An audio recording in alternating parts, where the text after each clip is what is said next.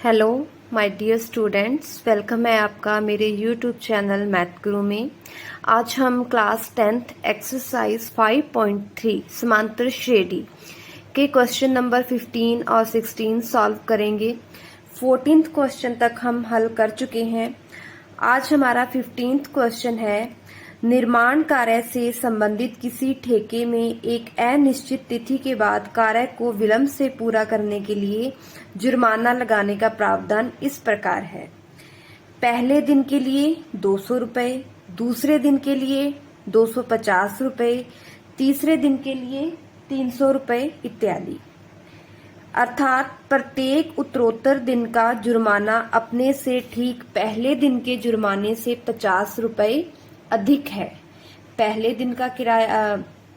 दिन का जुर्माना हमें 200 रुपये दिया है, दूसरे दिन का 250, तीसरे दिन का 300, यानी कि हर दिन 50 रुपये जुर्माना है, बढ़ता जा रहा है।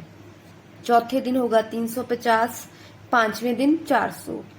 एक ठेकेदार को जुर्माने के रूप में कितनी राशि अदा करनी पड़ेगी? कितनी राशि यानी कि टोटल कितना जुर्माना देना पड़ेगा यदि वह इस कार्य में 30 दिन का विलंब कर देता है। 30 दिन वो लेट करता है इस काम को, तो उसे टोटल कितना जुर्माना देना पड़ेगा। तो ये क्वेश्चन पढ़ने से ही हमें पता चला कि ये एपी बन गई हमारी। 200 रुपए से जुर्माना शुरू हुआ, तो प्रश्न के अनुसार हम पहले क्या बनाएंगे? एपी बनाएंगे अकॉर्डिंग टू क्वेश्चन। जैसा हमें प्रश्न में दिया है उसके हिसाब से समांतर श्रेणी बन गई। पहले दिन का जुर्माना 200 रुपये, उसके बाद 250, फिर 300। हर एक दिन जुर्माना कितना बढ़ रहा है? 50 रुपये। ऐसे ये सीरीज चलती जा रही है और 50 रुपये अधिक है। ये 50 रुपये क्या है? कॉमन डिफरेंस है। वैसे भी यहाँ हम डिफरेंस देखेंगे तो कॉमन डिफरेंस कितना है? 50 रुपये। फिर कहा है यदि वह इस कार्य में 3 दिन का विलंब कर देता है तो उसे कितनी राशि देनी पड़ेगी? तो n यहाँ पर क्या है? 30। और हमें 30 दिन में उसे कितना जुर्माना देना पड़ेगा? S30। टोटल राशि ज्ञात करनी है। तो ये हमें क्वेश्चन में दे रखा है। इसका सॉल्यूशन देखें कैसे करेंगे। सबसे पहले एपी हमें दी हुई है 200, 250, 300, 350, ऐसे ये सीरीज चलती जा रही है। यहाँ ए फर्स्ट टर्म क्या है? 200। कॉमन डिफरेंस डी कितना है? 50। और एन कितने दिन का हमें जुर्माना निकालना है? 30 दिन का। अब हम यहाँ एस एन का फॉर्मूला लगाएंगे। We know that S N क्या होता है? S N equal to N बटा 2 गुणा 2a प्लस n-1 गुणा डी। n है यहाँ पर 30, 30 बटा 2, 2a है 200 प्लस n-1, 30 माइनस 1, d कितना है? 50। तो हमने फॉर्मूले में a, n और d की वैल्यू पुट की है।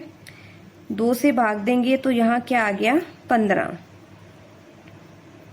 200 का 2 से गुणा किया 400, 30 माइनस 1 29 गुणा 50, ये हो गया 15।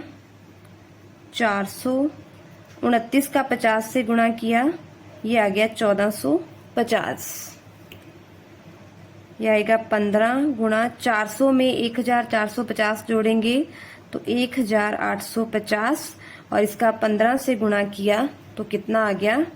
27,750। ये आ गया उसके 30 दिन का जुर्माना। 30 दिन बाद उसे कितना जुर्माना देना पड़ेगा? 27,750 रुपये। ये हमारा सॉल्यूशन है।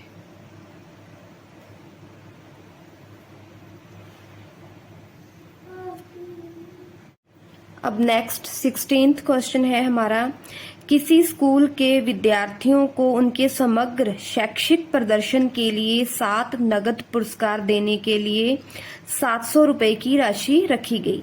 कितने पुरस्कार देने हैं? 7, और कुल कितनी राशि है? 700 रुपए, यानी कि 700 रुपए में 7 पुरस्कार देने हैं।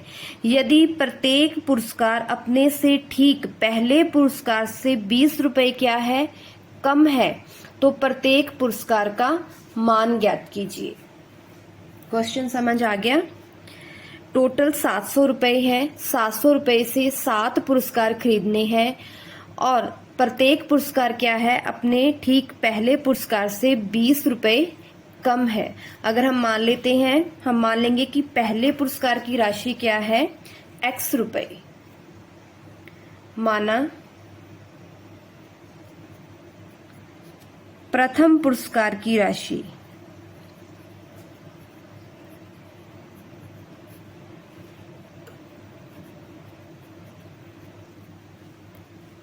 x रुपए है, तो द्वितीय पुरस्कार की राशि क्या होगी? पहले से क्या है? 20 रुपए कम। पहला प्राइस x रुपए है, तो दूसरा क्या होगा? x minus 20। और इसी तरह से तृतीय पुरस्कार की राशि क्या होगी? जो दूसरा पुरस्कार है उससे भी 20 रुपए कम होगी। दूसरा पुरस्कार क्या है? x माइनस 20, इससे भी 20 रुपए कम, यानी कि x माइनस 40 रुपए। और इस तरह से हम देखें तो हमारे पास AP बनेगी। प्रथम पुरस्कार x, द्वितीय x माइनस 20, तीसरा पुरस्कार x माइनस 40। ऐसे ही अगर हम चौथा निकालेंगे, इससे भी 20 रुपए कम आएगा, x माइनस 60। और 7 पुरस्कार हैं, ऐसे ये चलते जाएंगे। यहाँ पर A कितना है? x, D कितना है?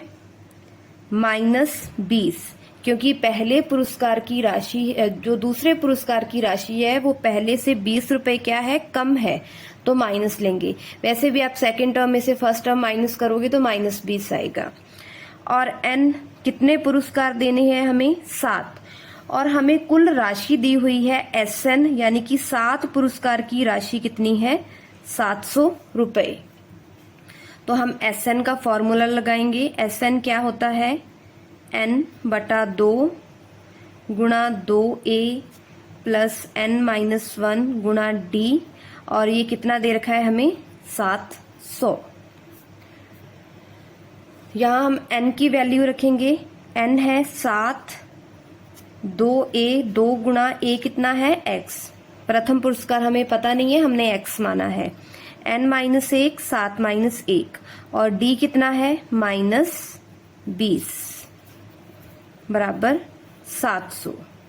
ये हो गया 7/2, 2 का x से गुणा किया 2x, प्लस का माइनस से गुणा किया माइनस, 7 में से गए 6 गुणा 20 बराबर 700। ये आ जाएगा 7/2, 2x माइनस 120 बराबर 700। ये होगा 2x माइनस 120। ये जो 7/2 है, इधर आके गुणा में संख्या पलट जाएगी, क्या बन जाएगी? 2/7। 7 से ये भाग देंगे, कितना आ गया? 100। ये आया 2x माइनस 120 बराबर 100 का 2 से गुणा किया 200, तो यहाँ से 2x आएगा 200 माइनस 120, इधर आके हो गया प्लस का 2x बराबर ये हो गया 320। यहाँ से हम x निकालेंगे 320/2, तो x कितना आ गया? 160। ये आ गया हमारे पास x। तो x आ गया हमारे पास 160 रुपए। x हमने क्या माना था? प्रथम पुरस्कार। प्रथम पुरस्कार की राशि क्या आ गई? 160 रुपए। ठीक है, द्वितीय पुरस्कार क्या होगा? पहले से क्या है? 20 रुपए कम। पहला 160 है तो दूसरा होगा 140 रुपए। ठीक है, इसी तरह हमें 7 निकालने हैं, तो इसलिए जो 7 पुरस्कार हैं वो क्या आएंगे? पहला है 160 रुपए, दूसरा उससे 20 कम 140, तीसरा 20 कम है 120, चौथा 100, पांचवा 80, छठा 60 रुपए और सातवां क्या आ जाएगा? 40 रुपए। तो ये 7 पुरस्कार की क्या है? राशि है, जो हमारा आंसर है।